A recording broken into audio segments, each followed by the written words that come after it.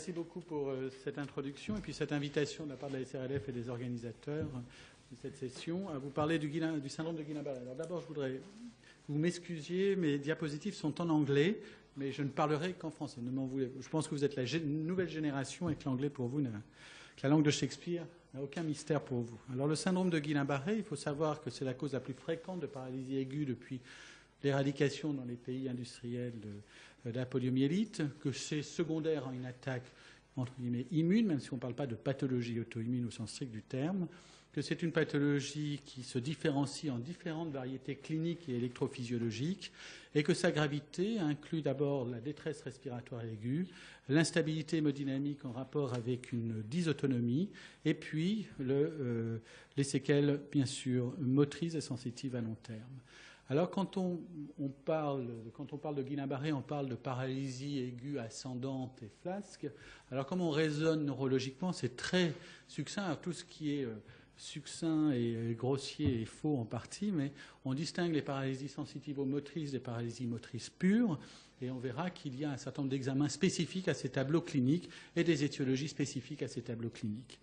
Alors, face à un tableau sensitivo-moteur, la première chose qu'il faut chercher, c'est s'il y a des signes en faveur d'une atteinte médulaire aiguë. Et le principal diagnostic différentiel en clinique, c'est lorsqu'on a une suspicion de Guillain-Barré, ne s'agit-il pas d'une atteinte médulaire aiguë, qui peut être ou de la queue de cheval ou du cône terminal, et donc d'où la recherche de signes pyramidaux, d'où la recherche de signes sensitifs, d'où la recherche d'un syndrome dit de la queue de cheval avec les gros troubles sphinctériens, l'hypoesthésie en selle, etc. Et c'est un élément important. Et le moindre doute sur une atteinte médulaire aiguë, c'est une indication à la ponction lombaire, et à l'IRM plutôt, excusez-moi, pour éliminer. Alors il faut faire attention, ça c'est l'histoire d'un patient qui nous a été adressé il y a quelques années pour une paralysie aiguë flasque ascendante des deux membres inférieurs avec des paresthésies, ça a été précédé par des paresthésies, et puis une hypoesthésie globale qui remontait et englobait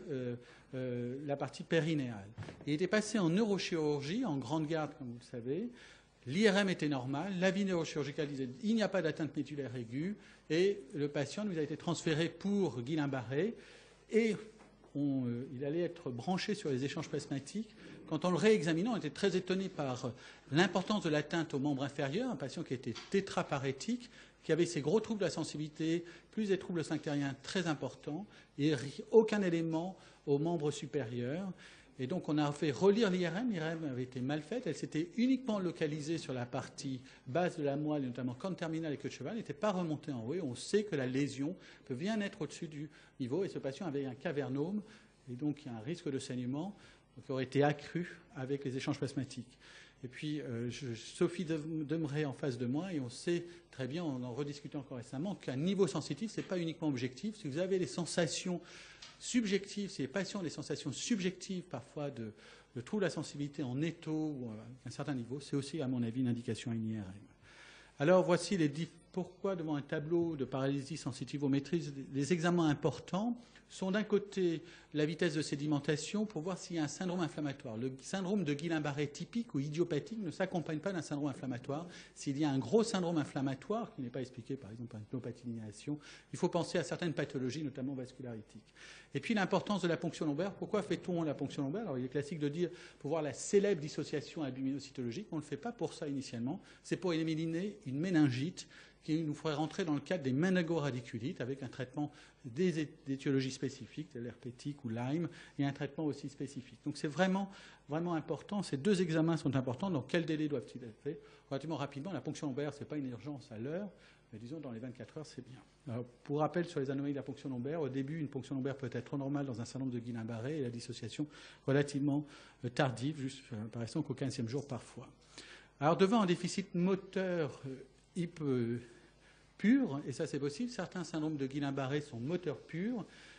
Il y a un certain nombre de diagnostics différentiels qui vont inclure les paralysies périodiques, le syndrome de la jonction neuromusculaire, les syndromes de la jonction neuromusculaire, dont la myasthénie dont on va vous parler, le célèbre botulisme, qui pourrait être un tableau de syndrome de Guillain-Barré descendant moteur pur, c'est-à-dire avec une atteinte préférentielle de l'accommodation, des nerfs crâniens, notamment l'oculomotricité, puis la paralysie faciale, puis une détresse respiratoire, et puis parfois une paralysie beaucoup plus généralisée.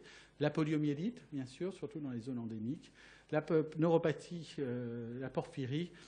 Voilà. Alors c'est sur un certain nombre de données, d'abord les données anamnestiques et cliniques, et puis le dosage, par exemple, du potassium qui peut être élevé ou diminué dans les paralysies périodiques, et puis aussi les anomalies du liquide céphalorachidien, et puis les données électrophysiologiques qui peuvent nous aider à faire ces différents diagnostics. Alors juste pour un petit tableau, comme je vous l'ai dit, un syndrome de Guillain-Barré ne s'accompagne pas de syndrome inflammatoire. Un syndrome de Guillain-Barré ne s'accompagne pas idiopathique de confusion initiale. Alors quand vous avez un patient confus avec un tableau périphérique, pensez à plein de choses, notamment à la porphyrie ou aux carences, etc. C'est vraiment... La confusion peut survenir dans un second temps, et nous, on a rétabli des diagnostics comme ça sur des éléments sémiologiques de ce type. Alors, qu'est-ce que le syndrome de Guillain-Barré? Il y a une définition clinique, et c'est avant tout clinique. C'est un déficit moteur au minimum des deux membres inférieurs ou des 4 membres, progressif, évoluant en moins de 4 semaines. Alors, c'est un délai un peu arbitraire, mais si le déficit continue à s'aggraver au-delà de 4 semaines, on change de cadre diagnostique. On est dans les formes dites chroniques, mais c'est un autre cas de diagnostic avec des explorations particulières, voire une biopsie neuromusculaire. C'est accompagné d'une aréflexie, c'est souvent une hyporéflexie au début. Il ne faut pas s'attendre à une abolition des réflexes immédiate, notamment dans les formes motrices pures, il n'y a pas d'abolition immédiate. Et puis, voilà, c'est souvent associé à des troubles de la sensibilité, que je vous décrirai, qui sont essentiellement des paresthésies, puis des troubles à sensibilité profonde. Et puis, il y a normalement une hyperprotéinorachie, mais qui peut ne pas être détectée à la phase initiale. Et puis, il y a des anomalies électrophysiologiques qui peuvent être évocatrices. Alors, l'incidence, c'est une maladie relativement rare, 2 cas pour 100 000 habitants par an, avec, bon, il semble que ça soit plus fréquent chez les femmes que chez les hommes que chez les femmes, avec plus fréquent chez les sujets âgés que jeunes, mais bon. Est-ce qu'il y a des variations saisonnières? A priori, non, mais en fin de compte, il y a des étiologies qui sont propres à certaines saisons. Un syndrome grippal qui souvent précède, il y a souvent un syndrome infectieux qui précède un Guillain-Barré, dans 70 à 90%, et l'étiologie de ce syndrome infectieux dépend un peu de la saison. Le Campylobacter jejuni plutôt l'été, les syndromes grippales plutôt l'hiver. Différentes sous-entités, il faut comprendre qu'un syndrome de Guillain-Barré, c'est un syndrome, donc il y a différentes pathologies ou entités électrophysiologiques ou cliniques qui ont été individualisées. Donc les formes dites démyélinisantes, c'est 60% des cas, c'est sur un examen électrophysiologique qu'on le détecte. Les formes motrices pures ou des formes sensitivo-motrices axonales, aussi sur définies électrophysiologiquement. Puis un syndrome très particulier clinique qui correspond à une entité, à un profil d'anticorps particulier, qui est le syndrome de Miller-Fisher, donc qui associe à réflexie, sensibilité, et puis ophtalmoplégie, et qui est lié à des anticorps anti-GQ1B.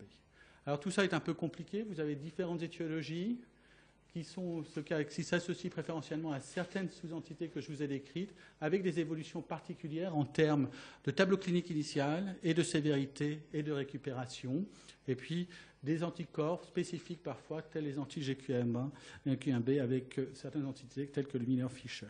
La physiopathologie, je vais le décrire très rapidement. On décrit 2 mécanismes. Dans les atteintes dites démyélinisantes, c'est-à-dire une atteinte de la myéline, c'est surtout un mécanisme dicellulaire.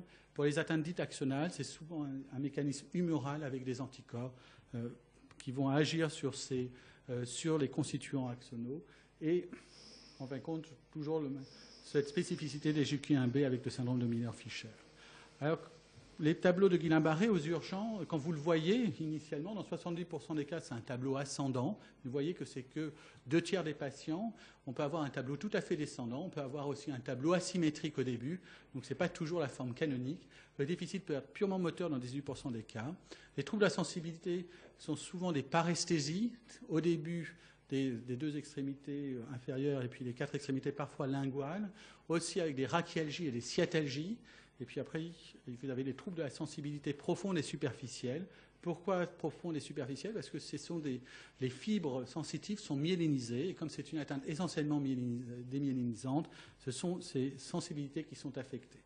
Puis une atteinte des nerfs crâniens qui est présente avec la célèbre paralysie faciale qui peut être unique, périphérique, donc avec, vous savez, le signe de Charles Bell. Quand vous demandez au patient de fermer les yeux, Et vous voyez la révulsion oculaire et une fermeture, une dilatation de la paupière insuffisante, donc est fréquente.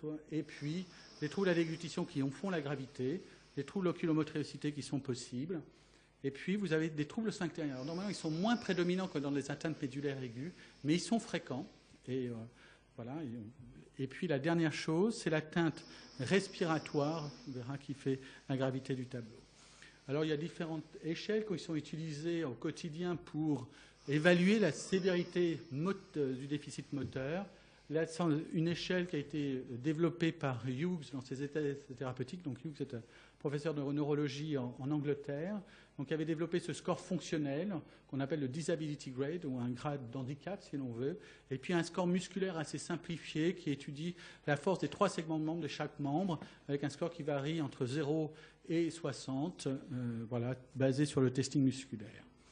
Alors, la sévérité à l'admission, comme je vous l'ai dit, les patients dès l'admission peuvent être sévères sur un plan neurologique, et donc avec l'importance de troubles à la déglutition, avec le risque d'inhalation, et un déficit respiratoire important. On voit que 40 à 60% des patients ont déjà des symptômes respiratoires, avec une sensation d'oppression thoracique par exemple, et que la capacité vitale peut être diminuée d'emblée chez 16% des cas. Et on peut même avoir des phénomènes dysautonomiques avec une bradycardie ou une tachycardie et des variations tensionnelles chez 15% des patients d'emblée. Alors, comme je vous l'ai dit, il y a une évolution caractéristique, je ne l'ai pas encore dit, mais il y a une évaluation caractéristique du Guillain-Barré. Vous connaissez une phase d'extension, une phase de plateau et une phase de récupération. Normalement, la définition voudrait on ne peut définir ou confirmer le Guillain-Barré qu'après cette confirmation. Donc là, jusqu'à la phase d'extension, on est dans une forte suspicion de Guillain-Barré. Mais si elle dépasse 4 semaines, si l'extension dépasse 4 semaines, on change de cas de diagnostic. Et puis, si la récupération n'est pas complète, est-on réellement toujours dans un Guillain-Barré, c'est une séquelle, ou est-ce que c'est une autre pathologie? Ben, c'est en fonction de l'évolution. Voilà. Mais c'est vrai qu'on confirme le diagnostic que s'il y a l'évolution caractéristique. Alors, l'élément le plus important en tant que réanimateur, c'est d'anticiper la détresse respiratoire aiguë d'un patient atteint de Guillain-Barré. Pourquoi? D'abord parce que c'est malheureusement une évolution fréquente. Dans 20% des cas, 30% c'est un peu les anciennes séries, malgré les traitements spécifiques que l'on a développés dans les échanges plasmatiques et les immunoglobulines, un nombre de patients nécessite d'être intubés, ventilés. On voit que le délai est très court entre l'admission et la décision d'intubation-ventilation. Donc on n'a pas une semaine ou 15 jours pour réfléchir. C'est souvent dans les 2 premiers jours que les patients sont intubés, ventilés, avec une durée moyenne a été écourtée, c'est vrai, avec les nouveaux traitements, mais de 21 jours, avec pas mal de patients qui nécessitent quand même d'être trachéotomisés. Alors les mécanismes, ce sont lesquels? Vous avez 2 mécanismes. D'un côté, une atteinte des muscles respiratoires, donc inspiratoire, c'est principalement le diaphragme, et puis les muscles intercostaux, et puis expiratoire avec les muscles abdominaux, qui vont favoriser quoi? Une diminution de la capacité respiratoire, qu'on mesure à la capacité vitale. Il y a une diminution de la force musculaire de ces muscles respiratoires et inspiratoires et expiratoires qu'on mesure par les mesures des pressions inspiratoires maximales ou expiratoires maximales, avec un risque bien sûr d'encombrement, et puis d'hypoventilation alvéolaire, et donc c'est-à-dire d'hypercapnie.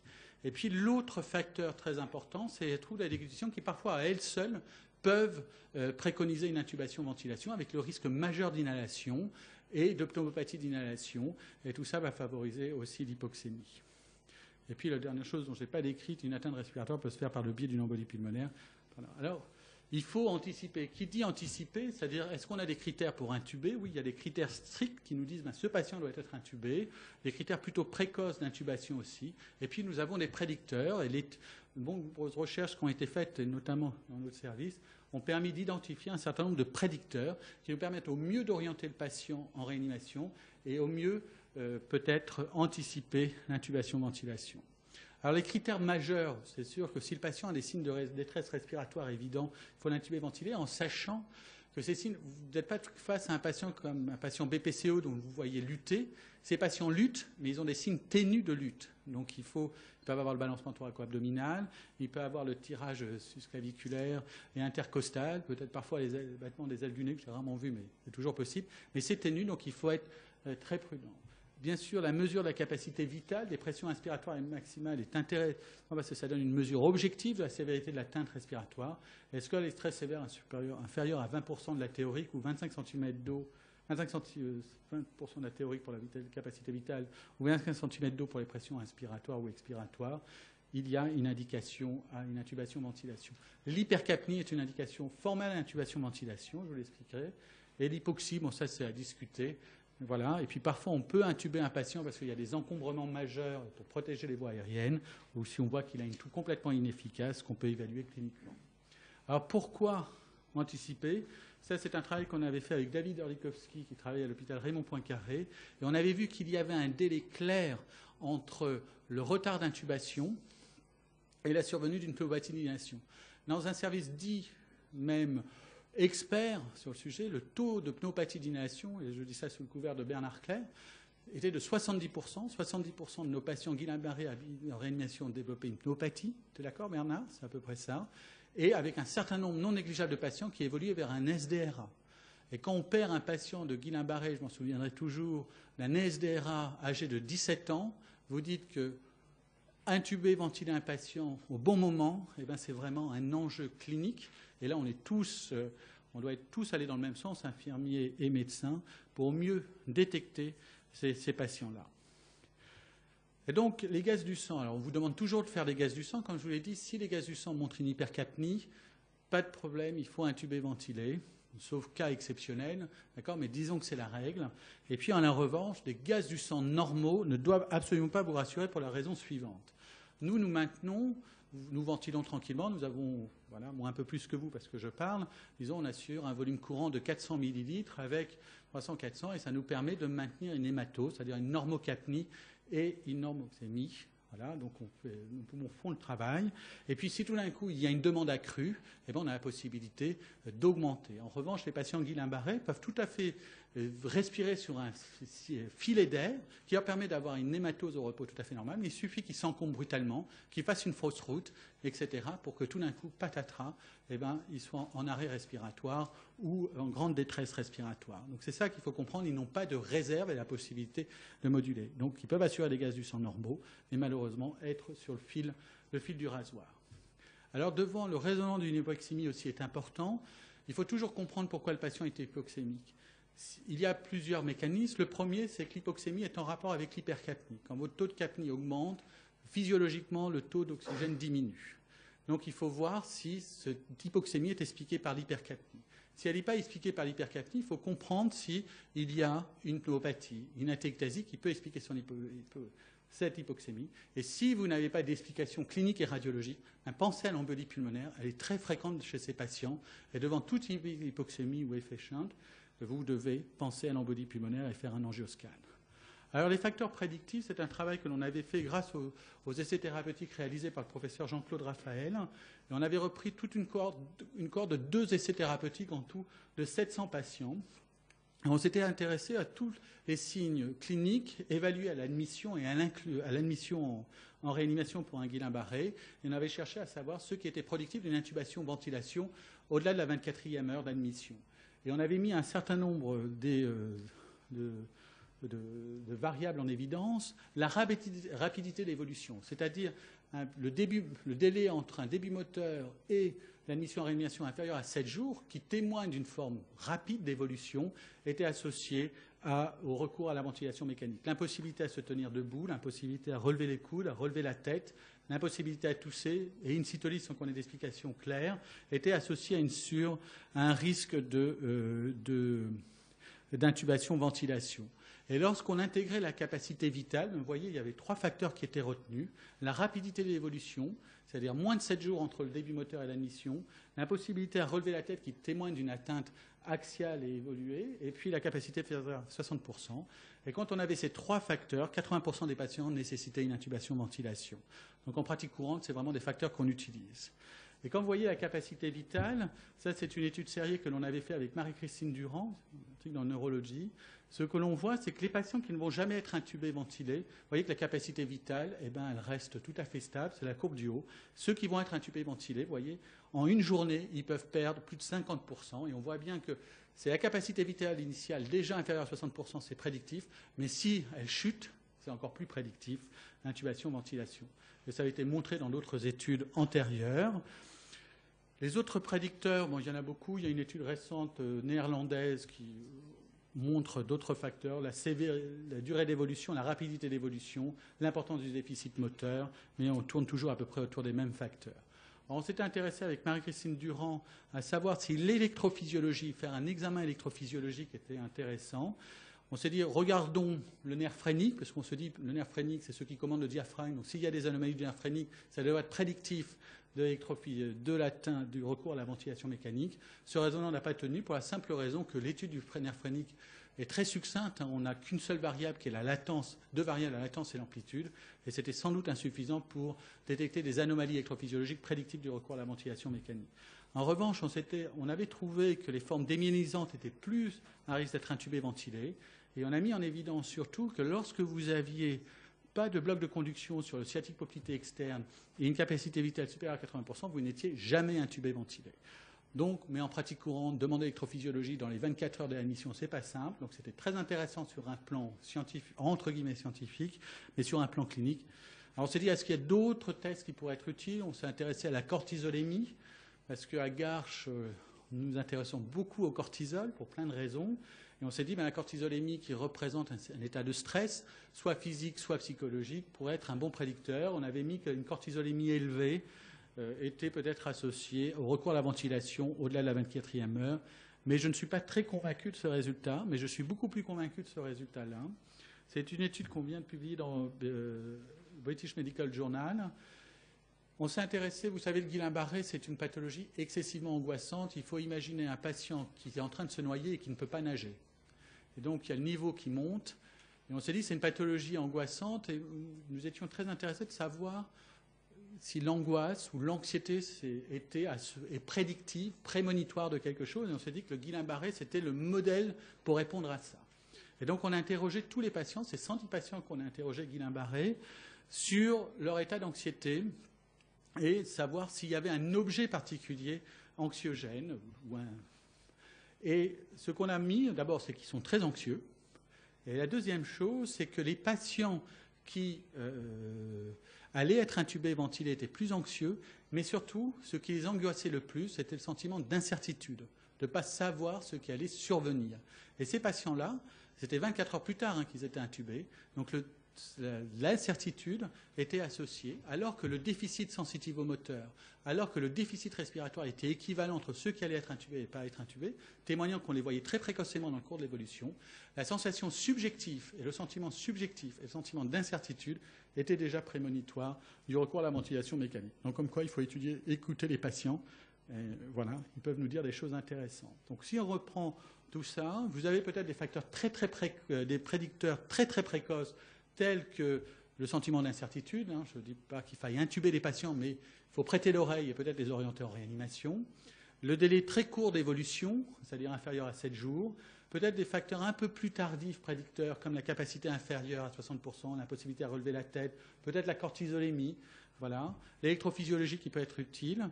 Des facteurs plus tardifs qui sont la chute de la capacité vitale, les troubles à déglutition, et puis qui couvrent un peu les critères précoces d'intubation-ventilation. Mais ce qui est sûr, c'est que les patients qui évoluent en moins de 7 jours, qui ne sont pas capables de relever la tête, qui ont des troubles à déglutition, qui ont une capacité vitale diminuée, ou qui chutent et qui ont des troubles dysautonomiques, doivent être admis en réanimation. Alors le Guillain-Barré, ce n'est pas une maladie bénigne. Tout le monde dit « Ah, mais tu as un Guillain-Barré, tu vas guérir ». Donc, non.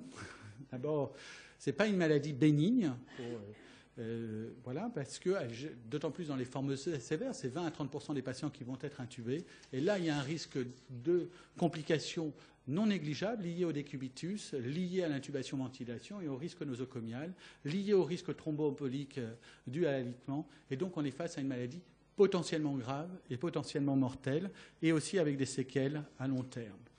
Donc les facteurs de risque de complications, ben c'est surtout, ça dépend un peu de la pathologie antérieure, c'est vrai, si les patients sont, j'aime pas le terme, mais débilités d'une certaine façon. Échange plasmatique, peut-être ça favorise certaines complications, voilà, mais les immunoglobulines ne sont pas dépourvues de complications non plus, d'effets secondaires. Et puis la durée de ventilation mécanique qui, en fin de compte, détermine la durée de séjour, la durée de l'alitement, et puis qui augmente le risque d'infection nosocomiale. Donc ça, j'en ai déjà parlé. Quand faut-il trachéotomiser? Alors, Les anciens vous diront qu'on trachéotomise à la 48e heure, il y a une vingtaine, trentaine d'années, le patient Guillain-Barré. On est passé à un parcours dit classique. On réfléchit, nous, à la trachéotomie au bout de la 3e semaine, 4e semaine. Si le patient ne récupère pas, s'il a un déficit sensitif important, on a tendance à faire une trachéotomie. Les autres anomalies sont l'hyponatrémie. Donc il faut bien faire le diagnostic d'hyponatrémie qui est lié à une sécrétion inadaptée d'hormones antidiurétiques. Et puis, bien sûr, les anomalies hépatiques qui sont souvent banales, peut-être le plus souvent liées à un cytomégalovirus. Le traitement, il y a les traitements spécifiques et les traitements symptomatiques. Les traitements symptomatiques qui sont majeurs, prévenir les complications thromboemboliques, traiter efficacement la douleur.